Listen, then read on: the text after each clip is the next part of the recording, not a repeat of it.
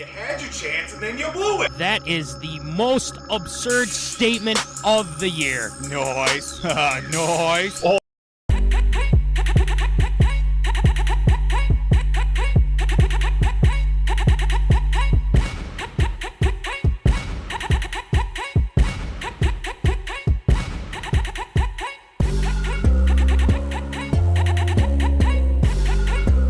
Live from West St. Paul Studios, it's time for MinneZona Sports Live with DJ Matty C and Paul the Shield Vold. And this is MinneZona Sports Live. We are back. Yes, episode 145. Yes, claps all around. We're back. And obviously, I was here, but Shield's back too. But I'm getting ahead of myself. I'm your host, DJ Matty C, a.k.a. Matt Callie, a.k.a. Callie, a.k.a. Matty C, etc., etc., etc. And all the way from St. Cloud in Granite City Studios, newly Granite City Studios, Paul Volt, Shield. How are the new digs, Shield? You know, still trying to get used to a couple of things, but you know what? So far, can't complain all that much. Nice to be a little bit closer to family and obviously set up in a little bit different, you know, this kind of last minute kind of hodgepodge situation. But you know what? We're making it work and just glad to be back here again. Yep, and it looks great. I kind of like the backdrop. The lighting's perfect. I think, you know, with everything with that, and we're starting off pretty well. So I must say. So knock on wood, and as I say that.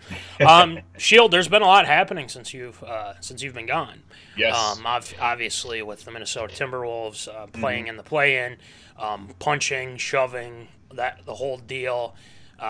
That's it. That's first for Tater Tot Hot Take. And then for second for Tater Tot Hot Take, we're talking about the Gophers. The Minnesota Golden Gophers, unfortunately, losing the national championship game. Voldy is quite happy, and everyone knows. Everyone knows. And you'll find out here in Tater Tot Hot Take. But since Voldy is back, we're going to check out what's going on with the Virtues. One involving Cam Newton. So I can't wait to listen to Shield on that. Going to the Temple of Wisdom on that one, and then ARA. We've got some fantastic ARAs this week. A lot going on, and we will hit you with a lot of good topics this week. So, Voldy, I should say we get it going. Let's kick this off. Let's do some Tater Tot Hot Take.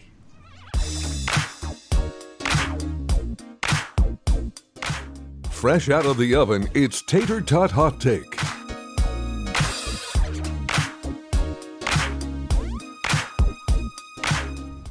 All right, it is time for the Tater Tot Hot Take. And our first hot take tonight is the Minnesota Timberwolves. Oh, yeah. It has been a roller coaster of a season / train wreck / just everything and any word you can think of with this Minnesota Timberwolves team.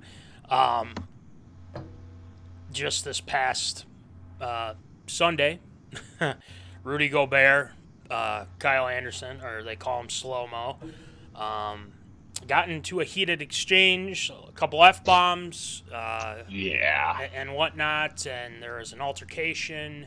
And, Rudy Gobert then suspended the next day, especially for a very high-profile game against the LA Lakers. We'll get into that in a second. But that wasn't the only thing that happened that night. Jaden McDaniels punches a wall with his bare hand, fractures his hand. How do you, why in the world would you do something like that? We're going to talk about it. So, Voldy, before I ask you here, let's start with Gobert, obviously, and whatnot. The altercation, and this is what Finchy said. He said, "It's over. It's not an issue on our team. It's been discussed with all the parties that matter, and most importantly, Kyle and Rudy moved on from it by 10 o'clock Sunday night," said Finch. Yep. And that is that is the coach speaking this, and I think once that happened, he wanted to be done with this. And that was the smart thing. That was the smart thing to do and to go about it. But there's a lot of things that concern me, and I hope some zoners can chime in on this too. I just don't think the team likes Gobert. That's my takeaway from it. We heard the stuff with D'Lo, and I think that's one of the main reasons why D'Lo left. Because he didn't want to play with Gobert, he didn't like Gobert and everything, like, for some odd reason we don't know. We probably will never know. So that's just my thought on it, and I'll kind of elaborate more. But Voldy, what are your thoughts on this whole altercation? And I think this is trade bust, if I would say at this point in time. Wouldn't you agree? Yeah, it's hard to put an exact, definition of where we are here with this trade so far. Obviously, the first year, there's always going to be some growing pains. And I think this is all just culmination of a season of, a lot of pressure for a lot of guys, too. Because obviously, the way this past offseason worked out with, Malik Beasley, Pat Bev, Jared Vanderbilt, they're all gone. Those were guys that this team was looking at as, being the cornerstones, if not prominent players, if not at least contribute to at least be worthy enough to be out on the court on a regular basis. They contributed. They were a big part, especially Pat Bev in the back half of the season. He helped get this Timberwolves team, obviously not past the play-in, but into the playoffs as well against Memphis as well. So there was a lot of pressure built up throughout the season, and everything going on with it too, putting up all-star caliber numbers, Gobert trying to get his footing as well in this rotation too. Cat being hurt for 60 to 70% of the season too did not help build a lot of cohesiveness and a lot of question marks more than answers. And not even talking about the new ownership situation too. So obviously there's hiring and firing like crazy going on here that could potentially be with this upcoming offseason as well for the Timberwolves. I just think that was ultimately the boiling point of everybody expected Rudy Gobert, 3-time defensive player of the year, all-star caliber talent, all-pro caliber talent too, and the overall performance of the team this season subpar to say the least, and it just came to a head. And then obviously with the injury situation as well, that just, again, a boiling point situation to where it just did not help. And obviously, anger gets the best of everybody, and unfortunately took it out at the wrong time, wrong place as well, because obviously the Timberwolves needed him in that situation. But for it all to go down like that, that's the Timberwolves season in a nutshell.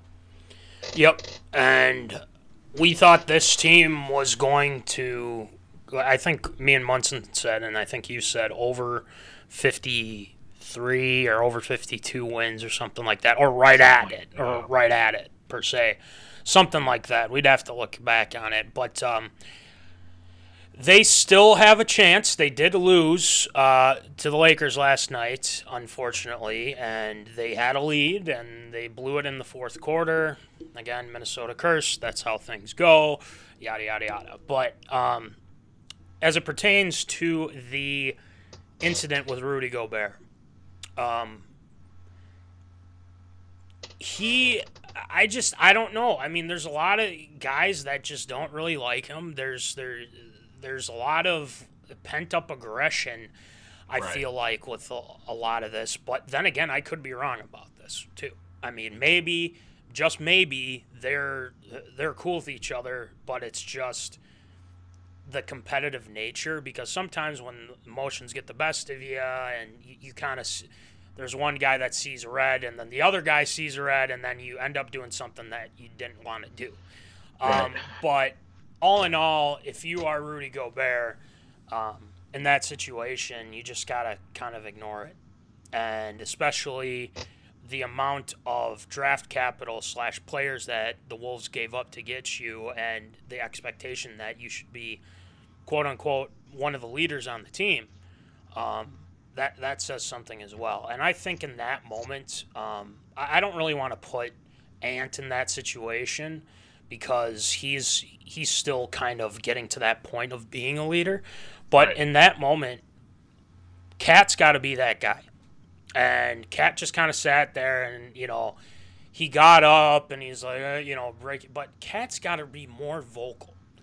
And that is the one thing I feel like what is lacking with this team is there's no veteran presence to help that. And I said this last week with Mikey. They need a guy like Pat Bev that reined those guys in, and they did very well. They won their playing game. They took the very, very talented Grizzlies team to 6 games. Unfortunately lost, but that's what they're missing. And I feel like without having Pat Bev, without having Kessler, who's been fantastic for the Jazz this season, and I think that was a big loss on our part. And a lot of people are blaming Conley and everything like that. But also, Gobert's, I think you got to put him at a C+, but it's heading more towards bust, and it wouldn't surprise me if they traded him at the end of the season here. But it depends on what the Wolves do on Friday, either against OKC or New Orleans. So I want to say that they can win that. I think they can win that game. I hope they can win that game. But at the same time, I mean, they won't go far. And to be honest, they probably will get swept even if they win in the play-in. So they play the Lakers last night, give up the lead, without Gobert, I might add. But they showed a lot of grit and determination, even in that loss. But there's always that thing missing. And the thing that's missing, Voldy, end zoners, is the leadership. And they don't have that because Cat, I don't know why, but Cat needs to be more of a leader on the team. I like Cat, I really do. But we need some leadership on this team. And it can't always be Finchy doing, kind of like rallying the troops or the assistant coaches. They got to have a veteran leader on this team. So, Voldy, looking ahead for Friday against either OKC, New Orleans, I'd probably like it if it was OKC because OKC, I mean, they're okay, but I feel like the Wolves might have a better shot than against the Pelicans. They gave up a lot of points against the Pelicans their last game. And Ingram had like 40-some points or something like that. So, Voldy, are they going to make the playoffs here? I mean, is this the flat, or is it going to be another Minnesota letdown again, which we'll get to in a second? But what do you think? I mean, I would definitely like to see them obviously make the playoffs too. If there is a more favorable matchup, I think OKC would be the more favorable one, like you had mentioned too, with the game against New Orleans. Obviously gave up a lot of points, but in a win or go home situation, you'll take what you can get with that. But you definitely don't want to face a team like that twice in a week span, basically, just because there's a lot of takeaways that you can have from that first game to work out better for your benefit in the second game as well, that contest. But, if I had to choose, I would definitely go with OKC in the favorable matchup. If they make the playoffs, absolutely, that's great. I think that's going to be the better path is to go up against OKC. I'm not super confident, even if they do play OKC. But at the same time, I feel, like we said, a more favorable matchup. But if they play New Orleans again, they are missing Zion Williamson. And they will be for that. And, that's a whole nother topic that I might want to touch on again at some point here in the coming weeks. Because, I mean, is he the new Derrick Rose? I don't know. I'll kind of start thinking about that for a little bit. But, I would say, just see what happens Friday, and if they make it, great. If they don't, not looking good, and a lot of upset Wolves fans. We can say that, especially Munson, who I've been talking with through this process and whatnot. So we'll see what he thinks at some point. All right, let's move on to the Golden Gophers. The Minnesota sports curse hits Gopher hockey. The Golden Gophers had a 2-0 lead, right? If I'm not mistaken. And then they pretty much dominated the first and maybe a little bit of the second period. I didn't watch it because I, for one, was at the Wild game, and which was a good time. And I did have it on my phone a couple times, but I was watching a very good game with the Blues and the Wild. So I was kind of back and forth. But I saw both goals by Quinnipiac, and it hurts. I mean, it really does hurt. But Voldy is not hurting. Him being a UND fan and whatnot, so we just kind of let it roll, But at the same time, I'd say it's a letdown, but very successful season, I will say, for this team. Voldy, what are your thoughts? Let's just let you have your moment here with the Golden Gophers in the OT loss to Quinnipiac. What do you got? I mean, I can't really complain. I can't really be too high on my own horse. My team didn't even make the national tournament, let alone actually make it all the way to the national championship. So with that being said, I'm just happy the fact that it was a letdown as much as it was. I didn't watch the game. I'll say that right away. I didn't watch the game mostly because I didn't want to see it happen. I want to see the Gophers win in all these, seasonal when the Gopher hockey team is good fans pop out of the woodwork to say that, team of destiny, this is great, this is fantastic, 20 years, obviously off our back now. But great to see them fall in such horrific fashion, much the way the Gophers have ruined North Dakota's chances in horrific fashion many a time as well. I think obviously the game winner coming in the first 10 seconds overtime, thank you for that. And even the game tying goal coming in the last, I think it was in the last minute of the third period as well to make it 2-2, to send it to overtime.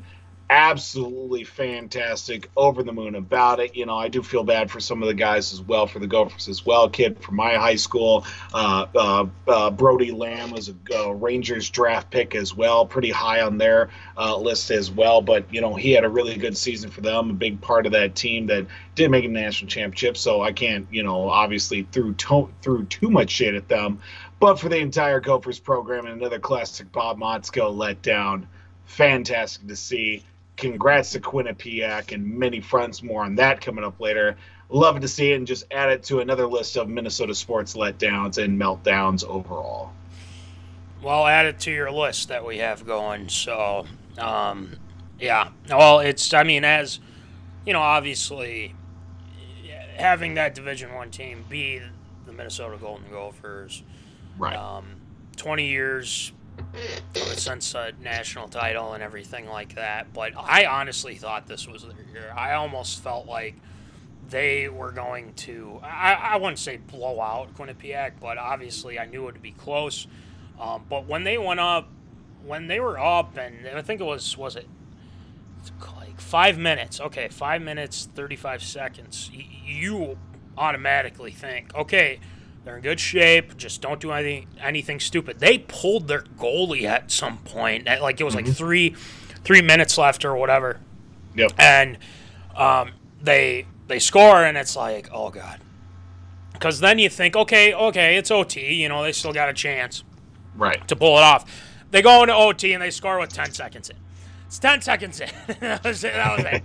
I was at the Wild game. I kind of had it on. They're at commercial and everything. By the time I get to the car, I look at my phone, and Quinnipiac's celebrating, and I'm like, are you kidding me? Are you kidding me? So I thought, well, I can't do much about it. You can't do much about it, and, Motzko, favors Minnesota Wild. It's on the Wild now, so I can't complain. But at the same time, too, you feel for him. Motzko, I think, has done a really good job with this hockey team, and do I think they'll be back? I hope. I don't follow it too much, but I will say they probably have some guys coming in, and I don't know how many they're going to be retaining. I think I saw a couple on their Twitter feed or something like that. So I think they might have a shot. I think anyone's got a shot at this point. With hockey, you never know. So. Yeah, I mean, it's a bummer. It's a bummer, and it's kind of a shot to the arm. But you know what? We just this is something that we're used to. That's just something that we just have to accept as Minnesota fans. So, unfortunately, it stings. But at the same time, hey, you made it to the national championship game, and True. you know, you took care of business against some pretty good teams, especially St. Cloud. Boston, University, they're okay. I mean, they weren't really good, but yeah. Anyway, that'll do it for Tater Tot Hot Take this week. And we head back to the Temple of Wisdom. Voldy's going to be talking about Cam Newton, QB2, ? That is a very interesting thing. And apparently he has his own opinion on where he should be. He said, ain't no one... like 32 of these MNFers are better than me. And I'm like, well, I don't know. Your time in Carolina didn't go well the second time, but Yeah. I want Voldy to talk about that. So let's get it going. Let's head to the Temple of Wisdom and have Voldy enlighten us.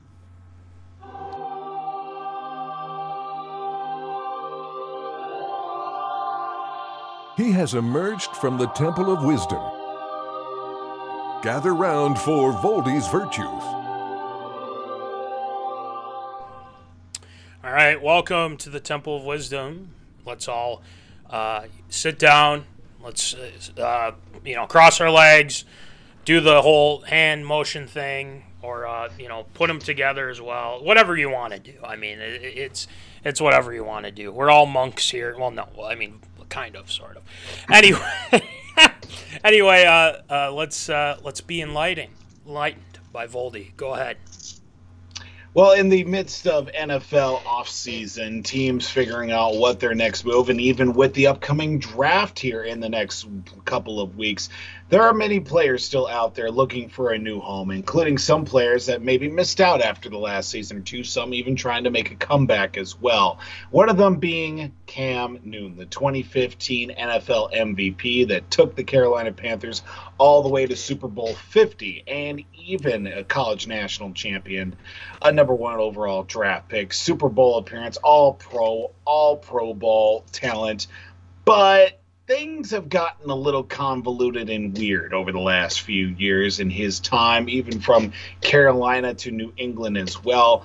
But the last couple of seasons, when we really started to see things fall by the wayside with Cam Newton, is talking about, is he willing to put things aside to become a backup quarterback? Now, he still thinks he's a number one. We'll talk about that in multiple areas here of our conversation today. Last couple seasons, obviously talking about with Cam Newton in Carolina, injury-filled shoulder issues concerning if the amount of hits that he'd taken accumulating overall was worth even keeping him around in Carolina. Basically, he was Lamar before Lamar was Lamar. Even Lamar would probably say he was Lamar before Lamar with that whole situation of physically gifted quarterback, can throw, can run as well, but the hits do accumulate, and obviously many injuries have surpassed. Then after leaving Carolina the first time, going to New England, was more of a keep him in the league and just see what he can do. But, his performance, even though not really overall surprising,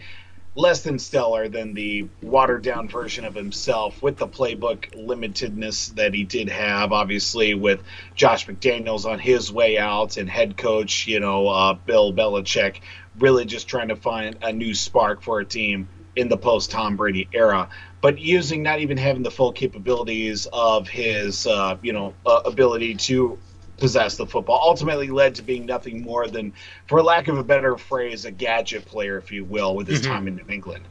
But did get to reunite in Carolina, had a couple of moments, but overall, nothing really to report on that second time around in Carolina with the Panthers. Ultimately did not get re-signed this past season in 2022, is trying to find his way back in the league. He still thinks he's a number one, but is he really at that point? Now, he did get the opportunity. He's been quite active, quite vocal on social media in recent weeks and recent months as well, taking to the Auburn Pro Day to throw the ball around and obviously showcase what he still has available as well, throwing to his brother.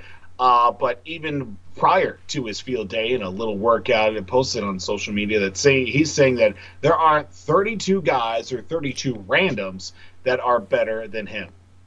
Well, unfortunately, there are, because there's even 64, sometimes even 3 times as many guys that are better than Cam Newton because, well, they're in the NFL, and you're on social media talking about how they're better than you.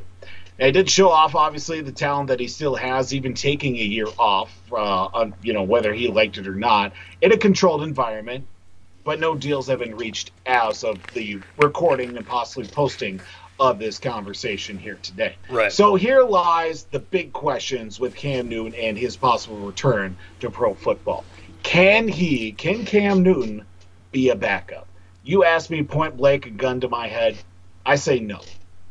Does he have the ability? Absolutely, he still has the ability to be an NFL quarterback. And a year off from the physical play that he was, basically a defensive end lined up at quarterback that could run around, continue a play, and still throw the ball 60 yards well in control in the pocket, does wonders for the mind and for the body as well, especially as gifted a player he was coming out of college and his most productive years in the NFL.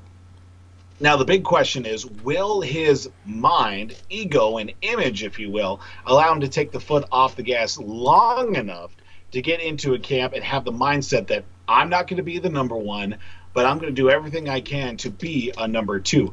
There's a lot more that goes into it. In fact, there might be even more work that's into it of being a backup quarterback than the actual starting quarterback, because, obviously the starting quarterback, he knows it's his job, and he needs to obviously still perform at that high level, but at the same time, the backup quarterback has to do that while also preparing the starting quarterback, knowing fully well that he's not going to be the guy.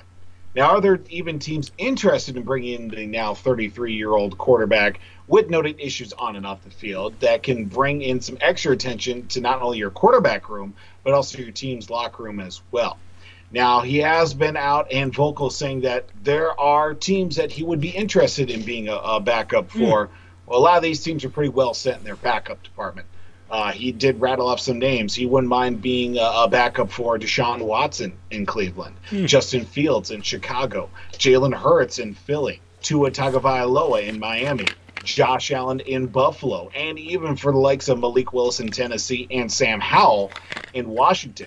Now, a lot of interesting situations and, looking at possible few good landing spots. Justin Fields in Chicago, he could use a guy that's been there, done that, and definitely need as much help as he can, being the face of a franchise, a young athletic quarterback such as himself that can extend plays while also being a pocket thrower as well. Tua Tagovailoa, guaranteed possibly going to see some playing time as well with a man made of glass in his forehead as well.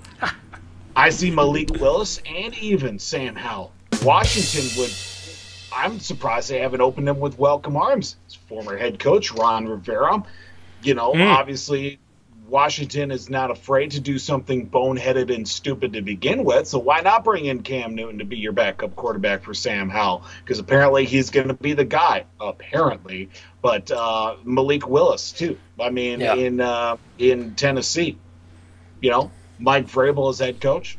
Not afraid to, obviously, call anybody out on their BS and, obviously have a young quarterback with Malik Willis would certainly be very interesting and beneficial in many parts. Sure. Talking about the benefit of having Cam Newton as your quarterback, a player with his pedigree and also his ability as well, it is obviously a diamond in the mine of knowledge of any young quarterback that are tasked with, being the face of a franchise. We did talk about the likes of Justin Fields and obviously other players too, with like Tua and even, throwing in Malik Wilson, Sam Howell too. There are plenty of players out there that could see that benefit. I even threw in San Francisco. Obviously, they've got a revolving door at quarterback right now. They did get in Sam Darnold, but, obviously you throw in guys like Brock Purdy, Trey Lance in the mix too. Why not throw in? They had Josh Johnson 3 or 4 times this season, so why not throw in Cam Newton in the mix too? But it all really comes down to this. Is the juice really worth the squeeze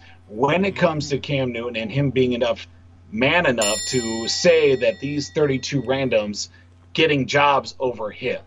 It would ultimately come down to him being a bigger man to look in the mirror and say, ultimately, he is not him. But for his sake, I really do hope that Cam Newton does get an opportunity. And, obviously we hope that is going to be a case. And at least he gets a fair shake because, I think he's still got it, a year off. Take his time in New England for what it was, that partial year he had in Carolina towards the tail end. But I think, can he be a backup quarterback? Yes. But will he allow himself to be a backup quarterback? That's on him. That's what I've got to say on Cam Newton possibly being a backup quarterback. That was my next thing to you and the zoners here was, does he want it? That's the thing. And we all know what type of antics that he can present to teams. And, the get-ups that he has post-game, the quote-unquote swag, all that stuff. But sometimes, Cam is controversial. And, I think he's said some things that he's definitely regretted. And I also think that he's the type of guy that, understands and has – he definitely doesn't lack the confidence saying that there's 32 starters aren't better than him. I agree with you. I think all the starting quarterbacks right now are better than Cam Newton. And if you want to go back and look at his stats with the Patriots, obviously them letting him go. Belichick obviously didn't see it and kind of cut ties. But then you have him go to Carolina. He has, one or two games, the one game where he's like, I'm back, back. And then all of a sudden, yeah, you're back. He wasn't. For one game. He wasn't back. Yeah, he wasn't back. So there's a lot of question marks. And granted, he didn't get re-signed in 2020, 2023 season. 2022, 2023, whatever you want to call it. But technically, they call it the 2022. But he just doesn't, to me right now, even as a backup, I just don't know, if he would be effective. And you mentioned, too, the teams that, and I think those are the only teams that I can think of myself. He ain't coming here. I can tell you that much. He ain't coming here. I don't want him here. He can stay the hell away from Minnesota. And that's no offense. I'm just saying there's no earthly way. And, Kirk's loads better than him and has had a little bit, I guess if you compared career stats and things like that, but we can do that another time. So I fully agree with you, Voldy. I've got no issues with what you said. I've been fully enlightened and is the juice really worth the squeeze? So that's the question that the zoners and you and myself have to ask is it really worth going after Cam Newton? Voldy, I think the most likely team, and I'm gonna throw this out there, and I think you would agree with this too. Wouldn't it just make sense for him to go back to Ron Rivera in Washington see how things go? He doesn't have to be starter right away. No. If Howell just all of a sudden, craps the bed, he comes in, right. maybe he can do something. But again, that's just speculation. He's not going to be the same Cam, 2015 Cam or something like that. Yeah, there's no way. So I'd probably say Washington. Is there a specific team that you were thinking? Would Washington kind of be the first destination you were thinking, or do you think somewhere else would be better, like Chicago? Yeah, I would like to say Washington because obviously the familiarity with his old head coach and in Ron Rivera too. But looking at it possibly. I could see Chicago basically just, kind of be a mentor for Justin Fields because a lot of pressure been put on him these last couple seasons too. Even this full season, whether he's going to be 100% healthy or not. Miami might also be a good spot. Him and, Mike McDaniel in the same, offensive scheme too, helping out Tua a little bit one way or another. And obviously be, just be another voice in the room, if you will, because obviously he's got to handle the head coaching duties. But, guiding another young quarterback, obviously out of the SEC, to be the face of the franchise. And, you might even get some playing time, whether the way that Tua's been, injured the last season and a half too. I mean, you need as much help as you can get, but him being there ultimately would be a good another opportunity for Cam Newton. So those would be my two, as Washington, then Miami too. Okay. Yeah, I like that. I think that's a pretty good options for Cam Newton there. But yeah, I would too. I mean, I'd like to see him get, that one opportunity. But like you said though, I can't see him being the same guy that he was. And I think it was pretty evident that, ever since that Super Bowl, it's just kind of been a steady decline for him in his career and things like that. But obviously he was very electric when he first started and whatnot. But we'll see. Maybe he's still got some juice left. But we'll see. But that was a great Voldy's Virtues. Voldy's Thanks, great sir. job. And we'll see where the path takes Cam Newton next. But coming up, we got ARA. There's been some signings in the National Football League, and breaking all-time records, rules in the MLB, good, possibly. People want out, and Kliff Kingsbury, he's back coaching. So we got a lot on the slate for ARA. So let's get going with some Observed or Approved. It's time for everyone's favorite segment, Absurd or Approved.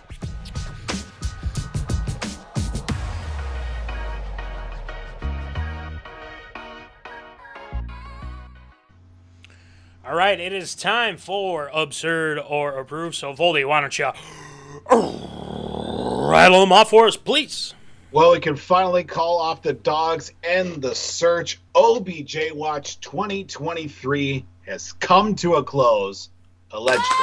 The Baltimore Ravens have made their boldest move of the offseason, not named Lamar Jackson, but they actually signed Odell Beckham Jr. On Sunday.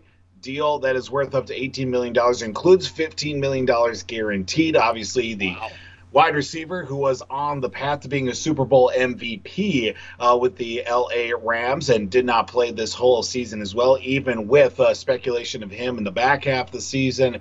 Was going to be here, was going to be there. But it looks like all roads are pointing to Baltimore with this deal, who is turning 30 years old, and obviously did make the announcement on social media.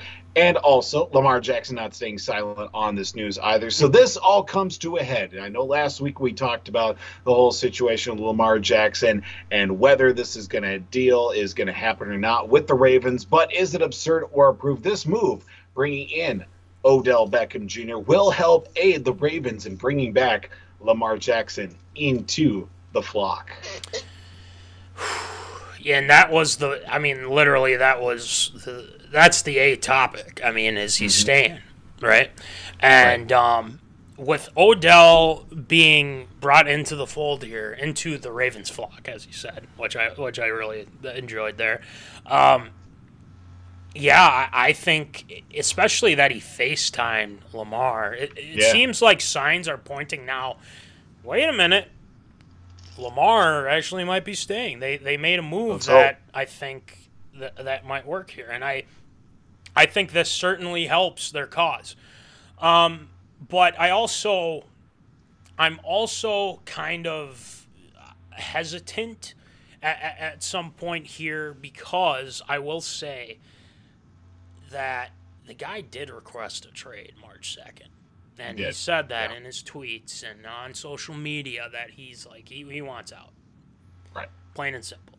But let's not forget that that the Ravens just, I don't know what's going on with them, but them bringing in OBJ, I mean, this is huge for the Ravens flock. And this is something that I think Lamar wanted, and it seems like OBJ wanted.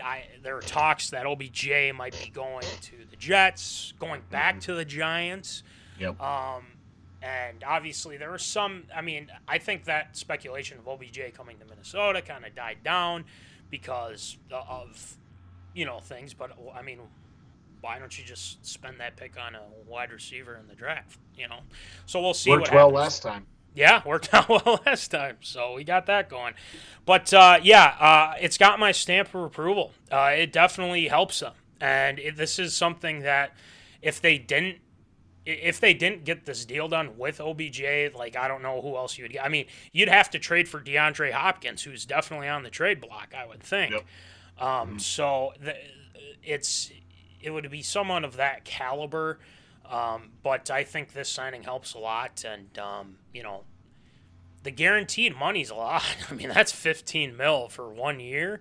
That's a lot. And up to 18, obviously. But, it's got my stamp of approval. I think this has definitely helped them. But it's hard for me to see them not. If Lamar's just like, no, I want out, and then OBJ's sitting here like, what the hell? Come on, So that'd be interesting. So, all right. Stamp of approval. Voldy, what do you got?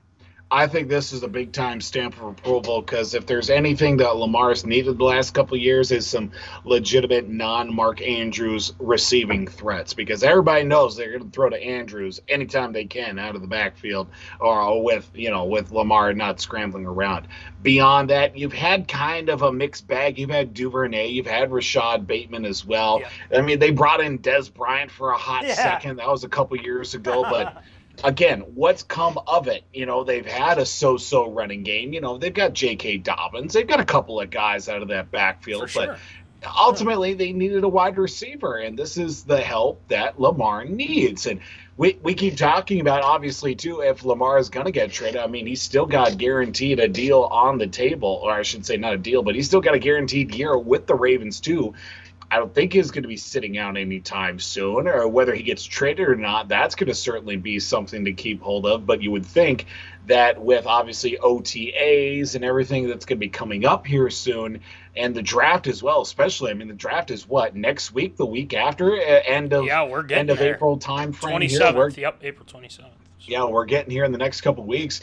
The Ravens would certainly hope that would either sign him or they would make a move to help facilitate, obviously, their draft plan if they're going to be looking for a quarterback, too, because, they do have Huntley as their quarterback, right, as another quarterback option, but we all know how that's gone for them this season. I would certainly hope that this would be the straw that breaks the camel's back in getting the Ravens a sign, because if that makes Lamar happy, then maybe we'll back off a little bit on the number, or it'll make it more needed for Lamar and his team, or I should say Lamar and his mom, to sit down and say, okay, here's what we need to do. Let's make this happen. I want to play with OBJ. It's got my stamp of approval. Yep, and like I said, without this deal, they probably would lose him. And there's going to be a team that would give him that money. I guarantee you that, but not with Minnesota, which we talked about last week. But we'll hit that some other time, especially if OBJ resigns here soon. So, all right, next one, Voldy. So the record that stood for many, many years of being the NHL's best team finally came to a close this past Sunday with the Boston Bruins, a new single-season NHL record, 63 wins, and even more on top of that by defeating the Flyers on Sunday, with also a 60-goal performance from the likes of David Pastrnak and many more great accomplishments throughout the year. Linus Ullmark, even Jeremy Swayman in net too. But this is ultimately now heading into another part of the season. It's called the postseason, the playoffs, Stanley Cup playoffs, a beast within its own as well. Top team in the league, top team in the Eastern Conference, being the Boston Bruins, who set the single-season wins mark for the NHL. Does come down to this. Is it absurd or approved? With the Bruins, even as the President's Trophy winner, an all-time regular season wins mark. The President's Trophy kind of being a kiss of death, if you will, going into the Stanley Cup playoffs. They have nothing to fear going into the playoffs and the Eastern Conference steamrolling right their way through to the Stanley Cup final. From what I understand, didn't that start with the Washington Capitals? Yes. So, this is a different team, and this team, I've seen play, but at the same time, I mean, wow, they look good. They look really good, and it just shows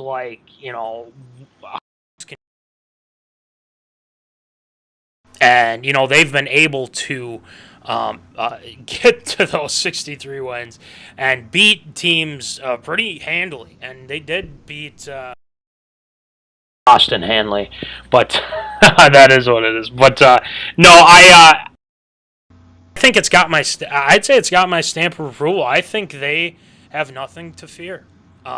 They have proven that they are a really good hockey team. They've got, is the big ball of hate still around with Marchand? Oh, yeah. Yeah, so he's still there. He's still there. He's still kicking. He's still, causing a lot of trouble. But they've got the team, and they definitely are going to be the team to beat in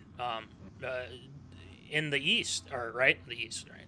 Correct, yes. In the East. So I think it's got my stamp of approval. I think they can, even though they won the President's Cup, I think that they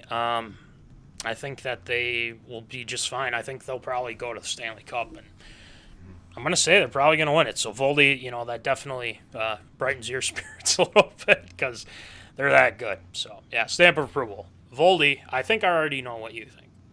Oh, absolutely. This is, you don't want to take anything for granted going to the Stanley Cup final, but, I mean, this is a big-time stamp for approval. The Bruins, if they continue the way that they've been playing as well, I mean, 133 points, 34 wins at home, 30 wins on the road to go along with winning. I mean, the 64, 12, and 5 overall this season for them.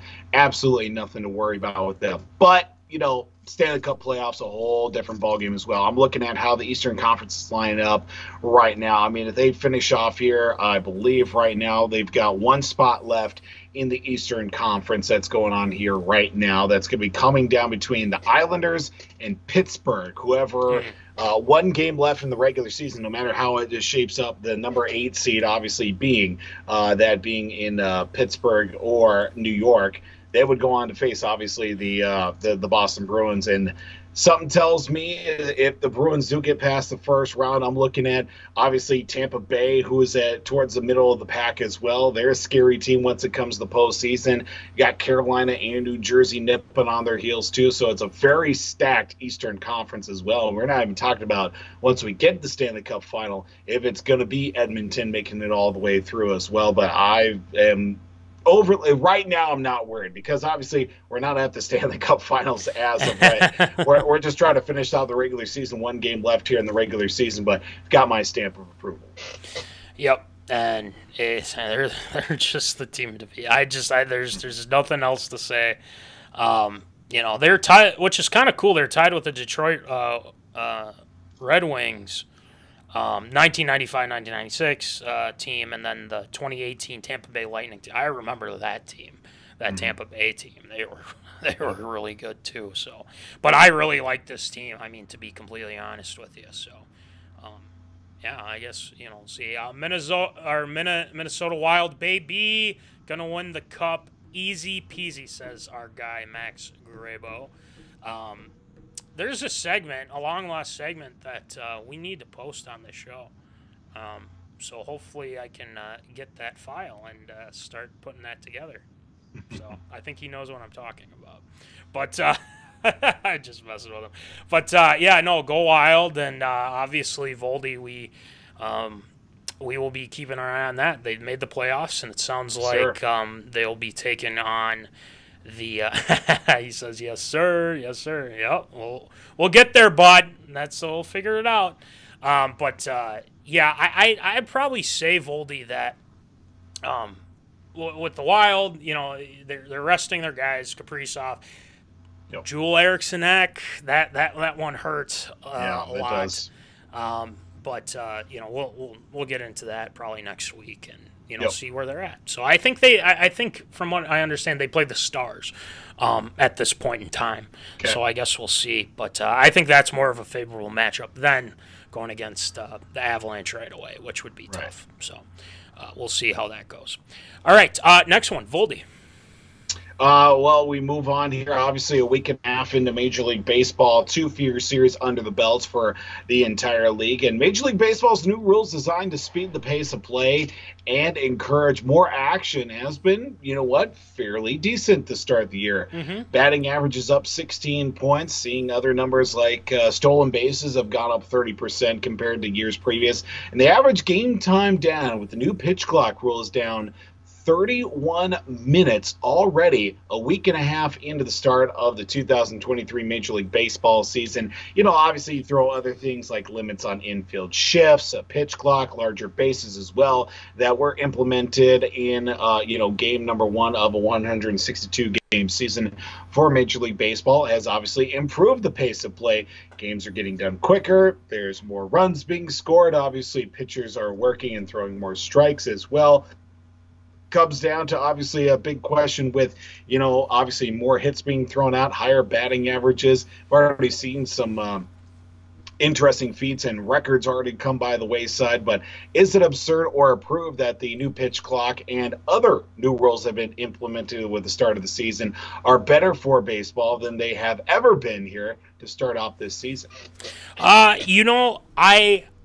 actually heard nothing but good reviews. With the pitch clock. I think the pitch clock, in my view, has shaved down a lot of the time. There's no guys kind of, getting readjusted with their hat or getting readjusted with their jock strap or something along those lines. It's nice because you have the game go faster by kind of knowing, okay, I got to throw it at this time, kind of keep things going. There's, you mentioned the stats, batting average up 16 points, stolen bases, a spike to 30%. That's huge. I mean, that's really good. And, the attention, like I've said before, the attention span of the average American, you can only go, with TikTok and Instagram Reels, Facebook Reels, the whole deal. It's just kind of how it is. But I think there's a lot more. From what one of the managers said, Pittsburgh Pirates, Derek Shelton, he said, number one, I think throughout the game we're creating more action, which is something that was highlighted when we put it in. Then the second part of it, and the most important part in my mind, is just the pace of play. So that's good. That's something that I think needed to be addressed and whatnot. And honestly, it's got my stamp of approval. Now, the whole shift thing, like we've talked about before, not a fan of. That was a dumb idea, but the pitch clock thing is working. It worked in the minor leagues. I think we've talked about it numerous times here on the show. Now that it's up with the big leagues, I think it's more beneficial and keeping people engaged and things like that. And, I get why you want to, but it's part of the game, and, things like that. But, doing all these pickoffs and, things like that, sometimes it just gets a little much. But the one thing I will add is if you violate that, then there's an added ball to the, pitch count, which is fine. I like that. I think that's a great addition, and obviously it would suck if you had bases loaded at the bottom of the ninth and then you have that violation. But again, that gives them more initiative to be like, you got to be aware of the pitch clock. So that's just my thoughts on that. So yeah, I give it my stamp of approval. So Voldy, what do you think? At first talking about with the pitch clock and everything, initially I wasn't a fan of it, but seeing it in play throughout the spring training and obviously leading up to the start of the season, a week and a half into it, it's starting to grow on me. I understand the pace of play thing, and you know what? It's obviously creating more opportunities, less downtime, even getting to watch a Twins game today, and just how quick, an hour and a half and into the game, and the game was already, in the fourth, fifth inning already, where typically an hour and a half, you'd probably only be in the third if you're lucky, if it was, of games past as well.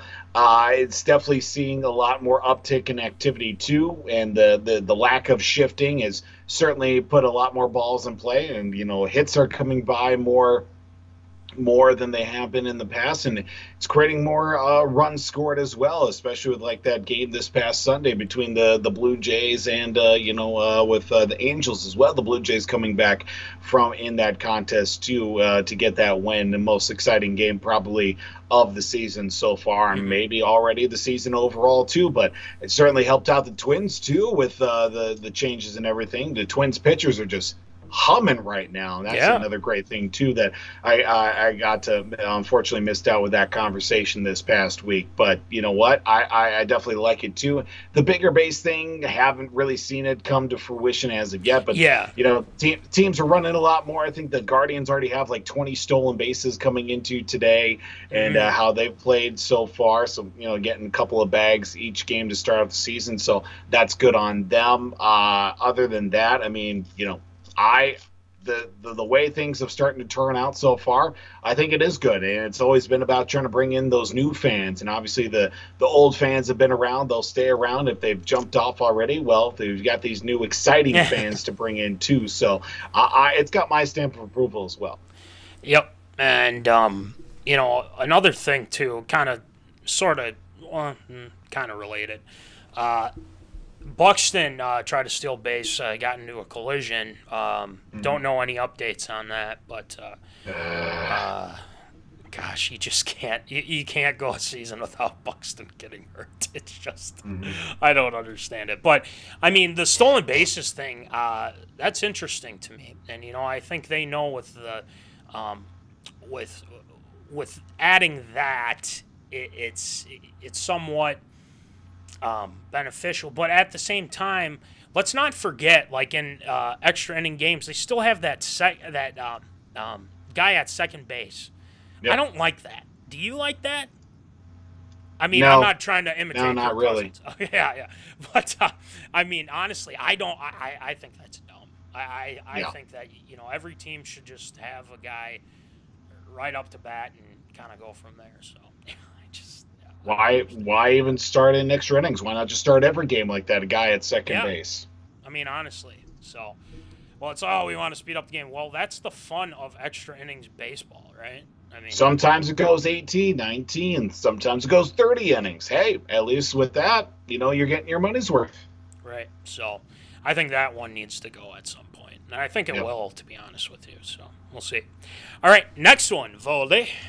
Well, we could quite possibly see the ending of an era in Tampa Bay. No, we're not talking about Tom Brady again. But it was saying this offseason that, linebacker for the Tampa Bay Buccaneers, soon to be maybe departed, has requested a trade. That's right. That's devinwhite, who wants out of Tampa Bay, apparently, even after some cryptic messages being put on social media that he could quite possibly want to go somewhere else into 2023, still playing on his rookie contract, believe it or not. Even with his fifth-year option being picked up this last offseason, they'll pay him just under $12 million going into the 2023 season.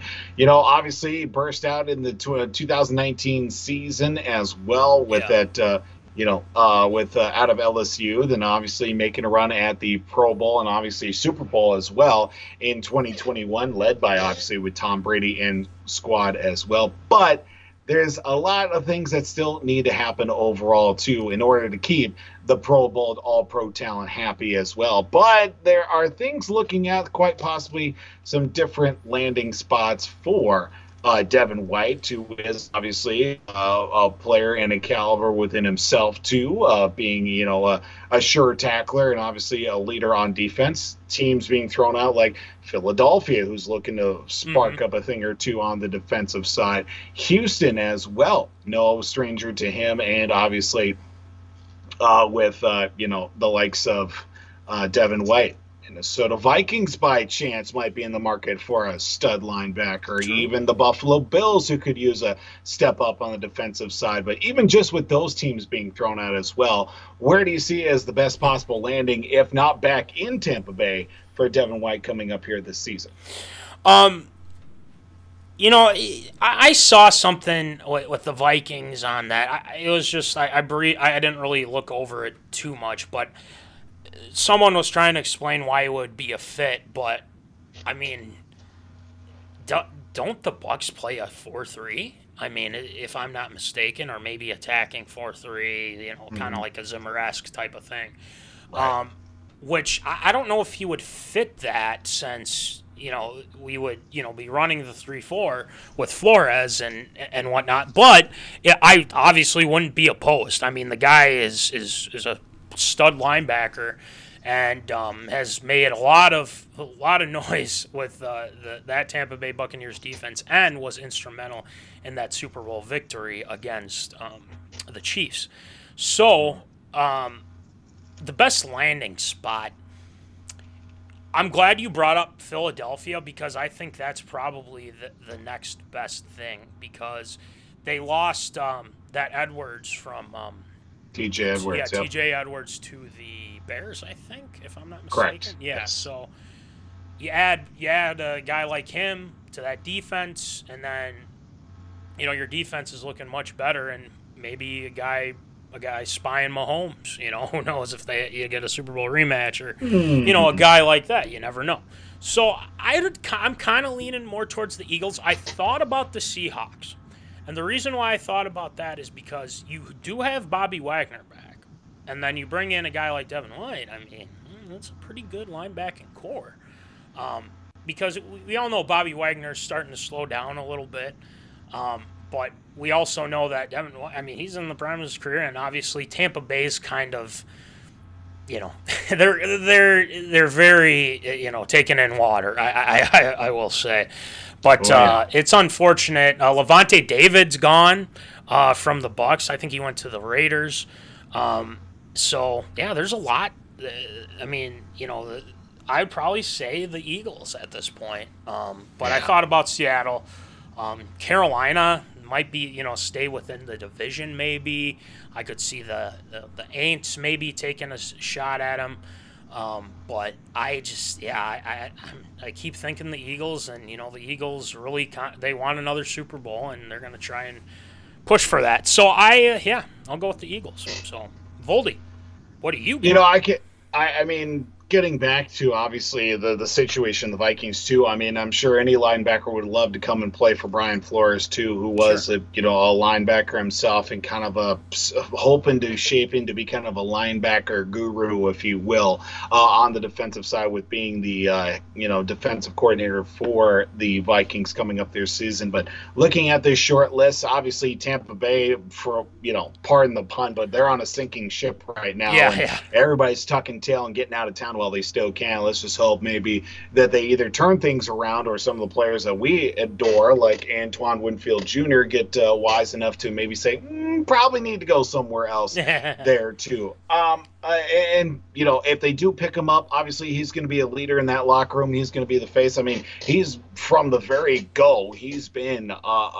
the main guy on the defensive, even Levante David in the mix too. But Devin White, he's been the one too that's been, you know, the force on the defensive side. I mean, it's hard to believe he's only 25. He's 25, believe it or not, and he's been killing it. And it feels like he's like a 10-year pro already. It's just been crazy how quick he's kind of instrumented himself into, you know, being one of the top defensive players in the league, especially with Tampa Bay. But if you were to go anywhere on this list, I think Philly, you know, they kind of need a shot in the arm on the defensive side too.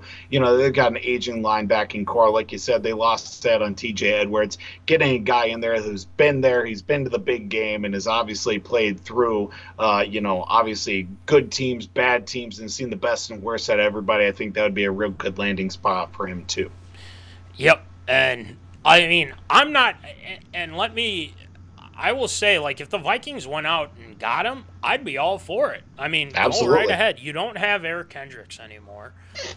You add him with Jordan Hicks, which could work. I mean, Hicks Right. is kind of he had some moments, but there are also some bad moments too with Hicks. But yeah, I could see them go that route with getting White, but I also could see them looking in the draft and finding and building the next, hopefully the next like Eric Kendricks, but obviously with this, new 3-4 defense and whatnot, Yeah. and without Ed Donatel, obviously with Flores. Obviously. So, but yeah, I wouldn't be against it if the Vikings went out and got him.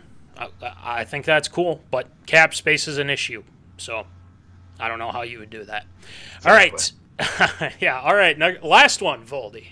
Well, it looks like the search for Kliff Kingsbury's next job came to a close here this past week, as it was announced that former Arizona Cardinals head coach and former college coach, that being Kliff Kingsbury, will be a senior offensive analyst at USC, as it was announced by head coach Lincoln Riley earlier this week. Now, this does bring in Kingsbury back into the college game as well. He was set to be the offensive coordinator and quarterbacks coach at USC back in December of 2018 under then head coach Clay Helton, which would have certainly opened a few eyes, but took the job in December of 2018. But then in January, Kingsbury actually took the job with the Arizona Cardinals, and well, it was kind of a rocky road from that point as well, even after being a head coach at Texas Tech for 6+ seasons, where he saw success at his alma mater. Being a head coach in the NFL isn't for everybody, but this could ultimately pave the way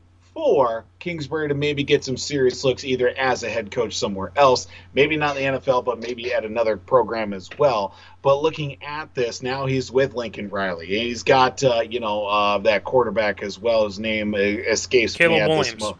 Yep, we got Williams as well at quarterback, who was, poised to be, if not, a top 10 draft pick, if not the number 1 overall pick going into next year's NFL draft. Certainly will open up a few eyes. But, USC, they've kind of floundered the last couple of years. Last year I felt like was going to be their big year to bounce off and, be a prominent player in the college landscape as well. But in true USC fashion, in the 2010s and now into the 2020s, they fell flat on their face, especially in the Big 12 championship against Utah. Neither here nor there. But with Kliff Kingsbury now working with the quarterbacks and as a senior offensive analyst, will this push USC back into the national spotlight and not just be all fool's gold as it was this past season? Let me preface this by saying one thing, and actually a couple things. One, the Cardinals organization has completely they're almost on Washington Commanders level type That's saying something. Of management, administration, things like that. There's been a lot of things that have come out with that organization and whatnot. Not saying that Kliff Kingsbury was like a part of that or anything like that. I'm not saying that. I saw Hard Knocks. I think he's a good coach. But another thing that I want to bring up with this too is he gets hired right into the NFL, right after a terrible season with Texas Tech. Yeah. They went 6-6 or something like that. Yeah. Okay, I won't say terrible. I mean, 6-6 is not super terrible, but it's below average. Let's just put it like that. It's bowl eligible. But I just think when you hired him from the college game and you bring him in, because the reason why is because everybody wants the next Sean McVay. That's kind of how the league is right now. And, obviously, I'm not trying to spread disrespect to our main guy, Kevin O'Connell, because I think he's going to be fantastic. He's been, his first year, 13-4, right? So, but what I'll say with this is that the Cardinals just are like, oh, well, he's young, he's innovative, and, the offense is just going to be crazy, and at times it was good, but at times it was actually just a hot mess. And, it showed, and obviously, it led to his firing, and Kyler Murray is just weird beyond belief. Who knows what's going on with him? But getting back to USC hiring him, I think this is good for him to kind of go back to the college game, and then maybe he can work his way up the ranks again, and then maybe get the opportunity in the NFL. But I don't think we're going to see him as an NFL head coach for a long time. And the reason why I say that is because I think when they were trying to get, when the Cardinals were trying to get him as the next quote-unquote Sean McVay, they thought that he would revolutionize the game and things like that. I mean, he wasn't terrible with the Cardinals by any means, but I think it was too soon for Kliff Kingsbury to come to the NFL. So I think I almost think it's not fully on him either, I will say. But I will say that I think this is a good opportunity. You have a Heisman Trophy winner that you'll be working with. And let's not forget, Voldy, you'll appreciate this. He's coached, obviously, Patrick Mahomes, right? Yes, sir. And then he went to, he was at Texas A&M. Johnny Football, obviously, that was a big hit at the time. Johnny Bench, the whole deal, will be immortalized. He had Baker Mayfield for a hot second, and I think Kyler Murray, too, for a hot minute, too. And you know who the next guy I'm going to bring up, right? I could probably take a good guess. Case Keenum, baby. Yes, sir. When he was with Houston, hashtag for the keepers, Keenum's keepers. So, I mean, he's got the pedigree, and yeah, it's got my stamp of approval. I think USC is starting to go up that ladder. And I know, when we were doing like the college rankings and everything, why are they ranked so high when they were 4 and 7 or whatever the heck it was? And then all of a sudden they had a season like they did. It's like, oh crap, I guess we were wrong on that. That's right. That's why. Yeah, so now I think you add another good coach to this process, and yeah, they'll be in the national spotlight even more now, especially with Kliff Kingsbury kind of being in that room helping Williams, and he's going to be even better. So stamp of approval. Voldy, what do you think? Basically, he's going to be like an offensive coordinator without the job title and the money. I mean, he's still going to get paid by the Cardinals for the next 7 seasons or 5-6 seasons because he's got a deal. Yeah, he's got a 6-year extension after being fired 10 months, after he signed that extension or whatever. So a majority of his money is still going to be coming from the NFL. So Lincoln Riley doesn't worry about, Kliff Kingsbury getting too antsy about whether the money's going to be coming in or not. But, I mean, he's got that pedigree. Obviously, he high-performing quarterback in the early days of the air raid with Texas Tech in his playing days, was a member of the Tom Brady Clipboard Holders Association in New England as well. Got himself a Super Bowl ring out of the deal, too. And obviously his coaching pedigree, working with the likes of Case Keenum, Patrick Mahomes, Baker Mayfield, even the Kyler Murray at college and in pro as well. The quarterback game is not too unfamiliar. So if this could ultimately propel Caleb Williams, who's already the reigning Heisman Trophy winner, I mean, take him to the next step, make him NFL ready. I think everybody's going to get their money's worth out of that too. And, let's certainly hope, because I feel like college football is good when USC is good, because obviously you get the Alabamas, you get the LSUs, you get, the teams out of the, you'd hope obviously Oklahoma, you get maybe Texas back into the mix as well. But, college football is great when USC is also great, because especially when they're losing to Washington State, they're losing to Oregon State or all those other Pac-12 teams, it's not fun to watch. No. And it makes you yearn for those old days of USC. But I feel like this could push them back into that national spotlight for real and be consistent. It's got my stamp of approval with Kliff Kingsbury working with the Trojans. Yep, and I think it's a good spot, and obviously, he could at any moment, they could fire the offensive coordinator, whoever the offensive coordinator is now. They very well could. And, bring him in, and then obviously he works his way up, and then a college wants him to come revitalize their, program, and then all of a sudden it all, goes well for Kingsbury. So nothing, no ill will against Kingsbury. I just thought when he was hired, It was too soon, and it kind of proved itself a little bit. But, Cardinals organization right now, not good, as we would say. So, all right, that'll do it for Absurd or Approved this week. Thank you, Voldy, as always. Thanks, Great sir. stories, as always. And it's time for some Shield shoutouts. It's been a week. It's been a while. Yes. It has been a while.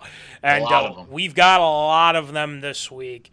And, there's especially, poking some fun / getting back at a certain team that we already talked about today. And, one that is overdue, obviously. We kind of mentioned it last week a little bit, but we wanted to wait for Shield shoutouts. So, speaking of which, let's get it going with some Shield shoutouts. Shield shoutouts.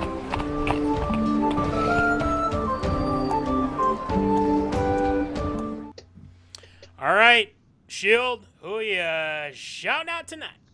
Well, of course, I do want to say a big Shield shout out to everybody that's helped us over these last few weeks in our transition and move from Woods and Shore Studios to now Granite City Studios here in St. Cloud.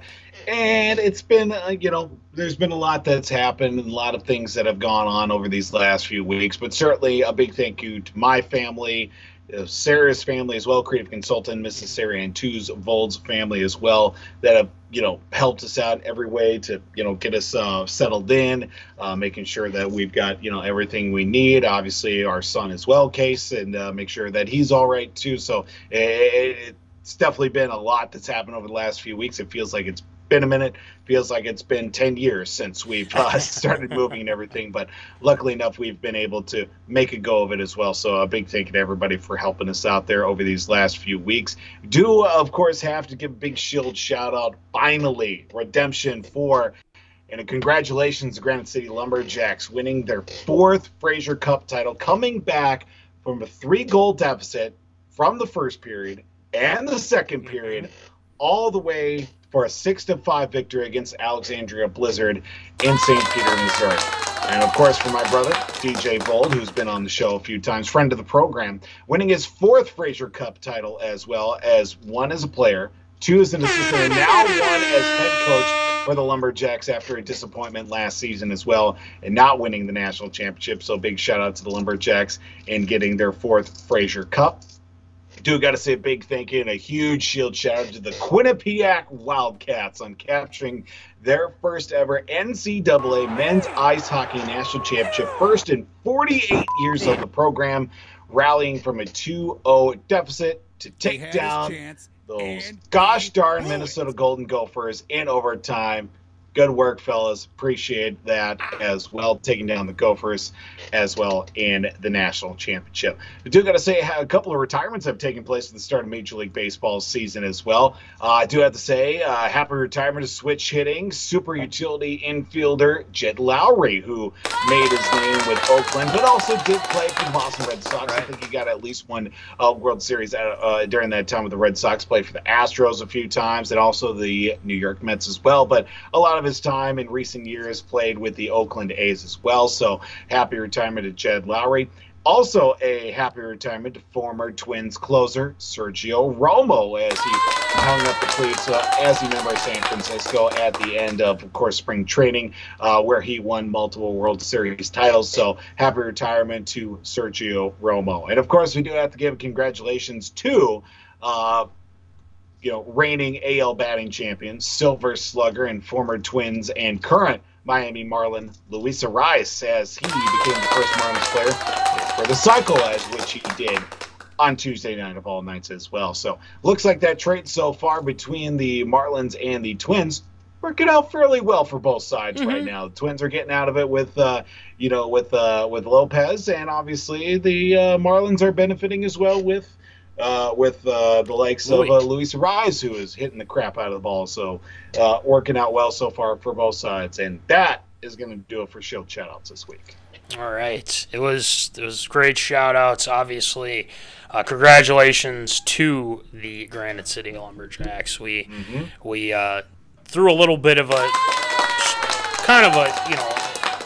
congratulations, a short one, and then obviously we wanted the big one here tonight. Obviously, congratulations to the whole organization, especially DJ, especially Jimbo, and all the players. Worked hard that whole season. I just think it's just so cool that they were down, they came back. I mean, it's just it was an insane game, from what I've been told and seen and all that stuff. So the Quinnipiac one, it kind of stung. Well, okay, it did sting. I'll also say it. Yeah, it did sting. But you got to have your moment. So good. And then Judd Lowry, I remember very well, and then Sergio.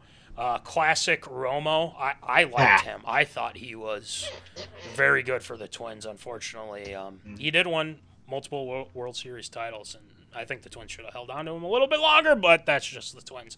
So, and then Luis Ariz, it stings that he's doing well, but at the same time, like I said, I just think it's worked out so far. Lopez has been very good. I do like that, but at the same time, I really liked Luis Ariz too. So that is what it is. So great job with Shield Shoutouts this week, Voldy. Thank you, sir. And let's wrap things up with some merch, and $20 for the shirts, $5 shipping. You know the deal, and we have the hats. We've got some awesome hats. $20, $5 shipping on those bad boys, and we got stickers. And the thing is we are getting another shipment, and we I don't want to reveal it yet because I feel like people have to earn this type of thing. But you can guess, speculate all you want, have your theories and everything like that. But if you do want to buy what we still have, we have $2 small stickers for the big one, or for the big ones, $3. We've got plenty to give to the zoners with new shipments coming in. And thank you to W2 Performance, Will Rattel, killing it as always on the socials medias. Make sure to check him out at www.w2performance.com. And thank you to National Fleet Graphic, Tyler Knutson, for the stickers. And make sure you check out the victorious P.O.D. with Hermann and Jack Vickers. So make sure you check that podcast out. So, that's going to do it for episode 145. Nice. The first show from Granite City Studios. So then we had the Granite Falls Studio, now Granite City. Yeah, I think that works. I think that'll work out just fine. We got the Granite thing going, so let's keep it going with that. We'll have more stuff for you via content and things going on, and draft is coming up. The Wild will be in the playoffs. We'll be keeping up to date with that and keep you posted on anything that pops up, because there's going to be I think there's going to be some trades happening here with NFL draft, and a lot of good games with the Wild. Probably taking on the Dallas Stars. So be a fight. Hopefully that they can get out of that first round, that dreaded first round. So we're hoping. All right, that'll do it. And remember, as always, folks, keep in the zone. Holla. Thank you for watching MinneZona Sports Live. Join us Wednesdays at 7 p.m. for live show broadcast. And as Voldy likes to say, follow us on all the socials medias.